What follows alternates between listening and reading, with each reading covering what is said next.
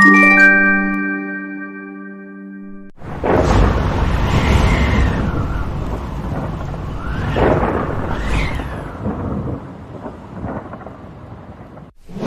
भाई, देखो ना कैसा संकट आया है हमारे गांव पर। इससे पहले तो शायद ही कभी ऐसा हुआ हो भाई। हाँ वीरेन भैया, सही कहते हो। अब से पहले ऐसा कभी नहीं हुआ हमारे गांव में। बेटा, मेरी उम्र पूरी 90 साल है और आज तक इससे पहले कभी मैंने चांद सूरज को गायब होते नहीं देखा बेटा। सच में ऐसा तो पहली बार ही हो रहा है। हसनपुर गांव की आबादी करीब 1000 के आसपास है। सभी लोग गांव में सुख चैन से रहते हैं। कुछ लोग खेती करते हैं तो कुछ लोग गांव के बड़े बाजार में अपना व्यवसाय करते हैं। भी एक दिन गांव में सांवले रंग की नेहा नाम की लड़की रहने के लिए आती है। उसे वो गांव बहुत पसंद आता है और धीरे धीरे गांव के लोगों के साथ घुल मिल जाती है। अरे नेहा बेटी, तुम्हें गांव में आए हुए इतने दिन हो गए, पर तुमने कभी बताया नहीं कि तुम्हारे माँ बाप कौन हैं और कहाँ रहते हैं वो लोग। अरे बता दूंगी चाचा, बता दूंगी। आपको घबराने की कोई जरूरत नहीं है।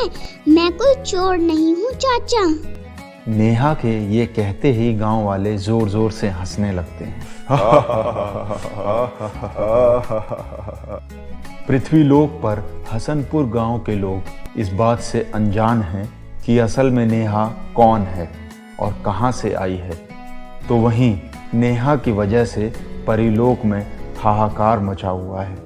रानी माँ, हमने काली परी को ढूंढने की बहुत कोशिश की, लेकिन उसका कुछ पता नहीं चल सका।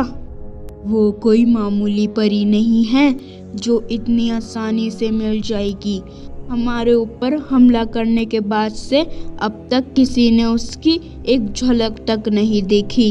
इससे पता चलता है कि वो कितनी खतरनाक है। तुम लोग चिंता मत करो, एक न एक दिन उसे परीलोक वापस आना ही होगा और अपने अपराध के लिए सजा भी भुगतनी होगी। धीरे धीरे ऐसे ही दिन गुजरने लगते हैं। रानी परी हमेशा काली परी के बारे में ही सोचती रहती, पर उसका कोई सुराग किसी के हाथ अभी तक नहीं लगा है। वहीं दूसरी तरफ पृथ्वीलोक पर हसनपुर गांव के लोग सुखी सुखी अपना जीवन बिता रहे होते हैं। तभी 1 साल बाद उनकी जिंदगी में एक भूचाल आता है।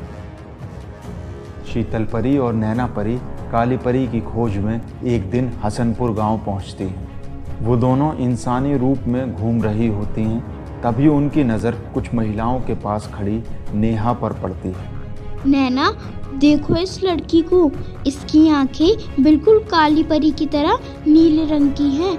मुझे तो लगता है ये काली परी ही है जो वेश बदलकर यहाँ रहने आई है। शीतल परी और नैना परी ये देखकर हैरान रह जाते हैं और समझ जाते हैं कि नेहा ही काली परी है।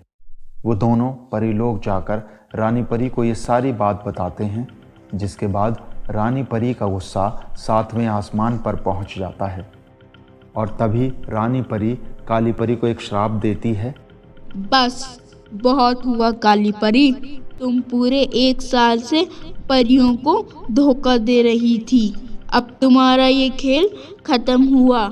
मैं तुम्हें श्राप देती हूँ कि आज के बाद तीनों लोक में कहीं भी जहाँ सूरज और चांद की रोशनी पहुँचती होगी, तुम वहीं जलकर राख हो जाओगी।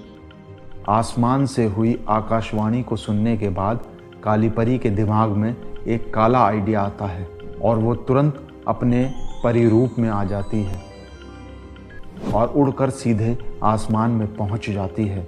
सबसे पहले वो चांद के पास जाती है और उसे अपने हाथ में ले लेती है और इसके तुरंत बाद सूरज के पास जाकर सूरज को अपने दूसरे हाथ में उठा लेती है। सूरज और चांद को चोरी करने के बाद काली परी वापस हसनपुर गांव में अपने घर पहुंच जाती है और वहाँ पहुंचकर जोर जोर से हंसने लगती है और घमंड में आकर कहती है, हा हा हा हा हा हा हा हा। देखा रानी परी, मेरा मुकाबला करने की हिम्मत तो तीनों लोक में किसी के पास नहीं है। तुम मुझे सजा देने चली थी, लो मैंने इस दुनिया से सूरज चांद ही गायब कर दिए। अब देखती हूँ कौन रोकता है मुझे पृथ्वी लोक पर रहने से। हा हा हा हा हा हा हा हा।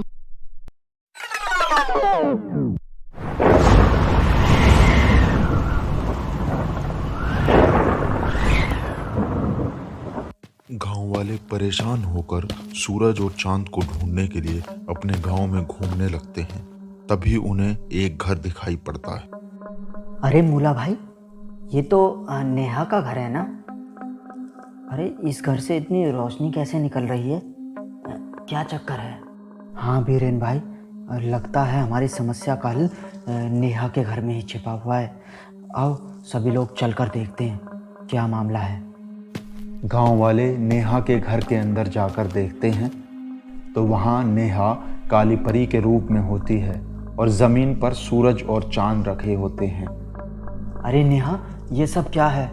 उधर पूरे गांव में हाहाकार मचा हुआ है और तुम यहाँ सूरज और चांद चोरी करके बैठी हुई हो। हमें नहीं पता था कि तुम ऐसी हो। मैं कोई नेहा वेहा नहीं हूँ, मैं काली परी हूँ, काली परी। हा हा हा हा। तीनों लोक में मेरी जैसी ताकतवर और कोई भी परी नहीं है। हा हा हा हा। और अब मैं तुम सब गांव वालों को मारकर इस पूरे गांव में कब्जा कर लूंगी और मैं यहाँ एक अपनी दुनिया बनाऊंगी जहाँ मेरे जैसी ताकतवर परियां रहेंगी। हा हा हा हा। गांव वाले ये सुनकर दंग रह जाते हैं। इससे पहले कि वो कुछ सोच पाते, काली परी उन पर हमला कर देती है। लेकिन तभी गांव वालों के चारों तरफ एक सुरक्षा कवच बन जाता है और बहुत तेज रोशनी होने के बाद रानी परी और बाकी परियां वहां प्रकट हो जाती हैं। हमें पता था काली परी, तुम ऐसे नहीं मानोगी। तुम जरूर कोई ना कोई ऐसा काम करोगी जिससे सब संकट में आ जाएंगे। अब तुम्हारा खेल खत्म। रानी परी काली परी पर हमला करके उसे बंधक बना देती है और सजा देने के लिए उसे वापस अपने साथ परीलोक ले जाती है। शीतल परी और बाकी परियां सूरज चांद को वापस उनकी जगह पर लगा देते हैं और फिर से गांव में दिन रात होने लगते हैं और प्रकृति का संतुलन एकदम ठीक हो जाता है। गांव वाले फिर से अपनी जिंदगी खुशी खुशी जीने लगते हैं।